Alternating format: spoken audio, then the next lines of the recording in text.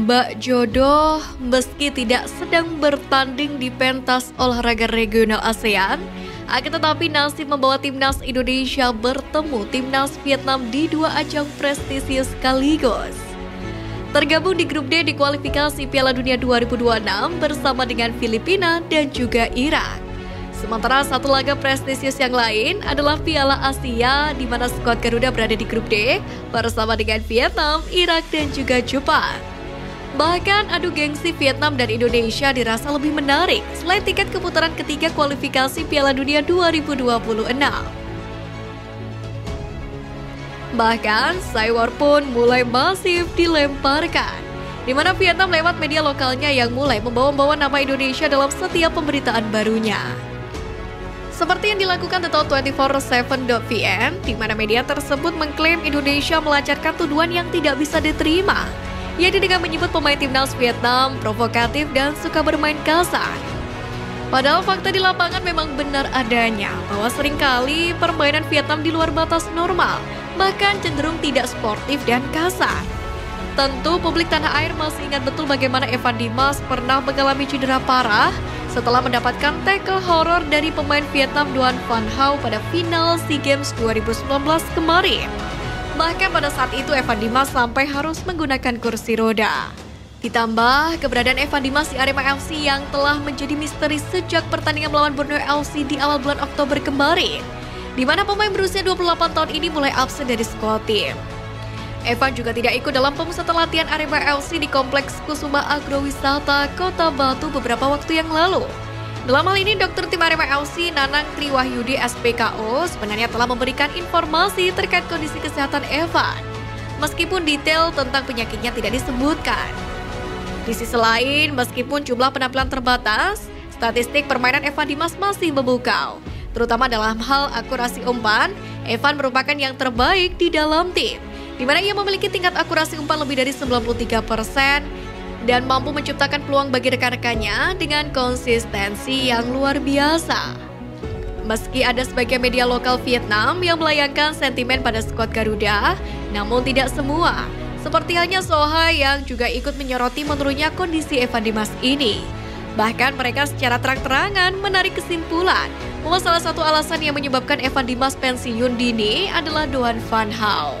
Dalam artikelnya, Soha menuliskan bahwasanya Evan Dimas sempat mengalami cedera serius di awal final SEA Games 2019, yakni usai mendapatkan tackle dari Doan Van Hau. Setelah itu, fans Indonesia memberikan julukan yang tidak terlalu positif kepada Van Hau sebagai penghancur kaki Evan Dimas. Evan Dimas pun tak bisa mempertahankan performa terbaiknya usai cedera itu, lama-kelamaan memudar. Skuad The Golden Star Warriors memang kerap memperlihatkan permainan kerasnya yang menjurus kasar dalam beberapa laga, termasuk saat melawan timnas Indonesia di Piala AFF kemarin. Bahkan bukan hanya timnas Vietnam senior saja, pemain U23 mereka juga sering mengeluarkan aksi-aksi kerasnya. Salah satunya pemain timnas Vietnam U23 melakukan permainan kasar ke skuad Garuda di laga final Piala AFF U23 kemarin. Bahkan buntut aksi-aksi mereka, PSSI kirim surat ke AFF yang berisi soal permainan kasar pemain timnas Vietnam U23 ke skuad Garuda U23 di laga tersebut. Bahkan hal ini pun turut dikonfirmasi langsung oleh Ketum PSSI Erick Thohir pada bulan kemarin. Terbaru, timnas Vietnam juga melakukan permainan kasarnya lagi, yakni di ajang internasional FIFA Matchday Oktober 2023 saat melawan China dan Korea Selatan. Maka saat melawan Cina, keributan pun sempat terjadi antar pemain kedua kubu, di mana Jiang Guangtai merespon permainan kasar Nguyen Thanh Linh. Akibat permainan kasarnya, Thanh Linh yang kedapatan menyikut pemain Cina Thias Browning diganjar kartu merah usai kartu kuning yang sebelumnya diberikan dianulir. Pemain Vietnam tak bisa berkutik atau protes karena wasit menggunakan VAR untuk mengkoreksi keputusannya. Thanh Linh pun berjalan ke lorong stadion tanpa melakukan protes. Hasilnya, timnas Vietnam harus rela kalah 0-2 dari Cina di Dalian Sports Center Stadium Cina pada Selasa 10 Oktober kemarin. Tim yang terbiasa bermain keras itu pun kembali melakukan pelanggaran di pertandingan menghadapi Korea Selatan. Mereka pun kembali dipaksa bermain 10 orang bahkan sejak menit ke-61. Kali ini wasit mencabut kartu merah untuk pemain Vietnam Bui Hoang Viet An. Tentu hal ini menjadi bukti sekaligus menegaskan bahwa timnas Vietnam memang hobi bermain kasar saat bertanding di lapangan. Akan kembali bertemu The Golden Star Warriors di dua ajang prestisius, tentu timnas Indonesia wajib waspada. Selain karena kekuatan Vietnam, tapi juga permainan kasarnya. Sebab perjalanan Garuda masih terbilang cukup panjang. Di sisi lain, timnas Indonesia bisa memanfaatkan keloyoan Vietnam. Ya, meskipun permainan kasar Nguyen masih eksis, di sisi lain Golden Star Warriors akhir-akhir ini seperti kehilangan mental bermainnya. Bagaimana tidak, pada tim besutan Philippe Troussier itu baru-baru ini memainkan 3 laga persahabatan. Nguyen Van Thuan dan kawan-kawan bertarung melawan 3 tim seperti Cina, Uzbekistan, dan Korea Selatan. Naas bagi pasukan Troussier tak bisa mendapatkan hasil bagus di 3 laga tersebut. Tak hanya itu, anak asuh Philippe Troussier ini bahkan tak mampu menceploskan 1 gol pun ke gawang lawan mereka. Atas deretan hasil buruk ini, bahkan sampai membuat pakar sepak bola asal Inggris Steve Darby menyebut taktik yang diterapkan Philippe Troussier bersama timnas Vietnam sudah kuno. Kontrol bola secara bertahap menjadi parameter yang ketinggalan zaman dalam sepak bola. Mari kita kesampingkan semua filosofi dan strategi. Itu hanyalah kata-kata klise yang terkesan ngetren di era sekarang.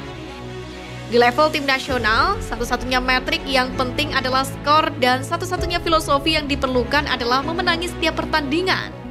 Kata Darby dikutip dari Damtri.vn. Sementara itu, duel kedua kesebelasan itu akan berlangsung pada 21 Maret 2024 mendatang. Berselang 5 hari kemudian, tepatnya pada 26 Maret 2024, skuad Garuda bergantian melawat ke kandang Vietnam. Oleh sebab itulah, timnas Indonesia harus memanfaatkan dengan baik kondisi yang dialami oleh tim besutan Philippe Troussier ini. Loyonya penampilan Duan Van Hao dan kawan-kawan harus dimanfaatkan oleh Garuda untuk mengungguli sang rival abadi di 2 ajang prestisius. Hasil pertandingan melawan Irak dan Filipina pun akan menjadi modal berharga buat Garuda meladeni timnas Vietnam, baik di putaran 3 kualifikasi Piala Dunia maupun Piala Asia 2023. Sementara itu, melihat situasi ini, pelatih timnas Indonesia Sintayong memang tak menampik persaingan di grup F berjalan dengan ketat. Maka dari itu, timnas Indonesia perlu mempunyai persiapan yang baik demi meraih hasil positif. Tentu kita semua, publik tanah air pecinta sepak bola timnas Indonesia, berharap sportivitas dapat dijaga, tidak saling menciderai dan bermain fair play untuk masa depan pemain dan menjaga integritas sebuah tim. Semangat Garuda, timnas Indonesia bisa!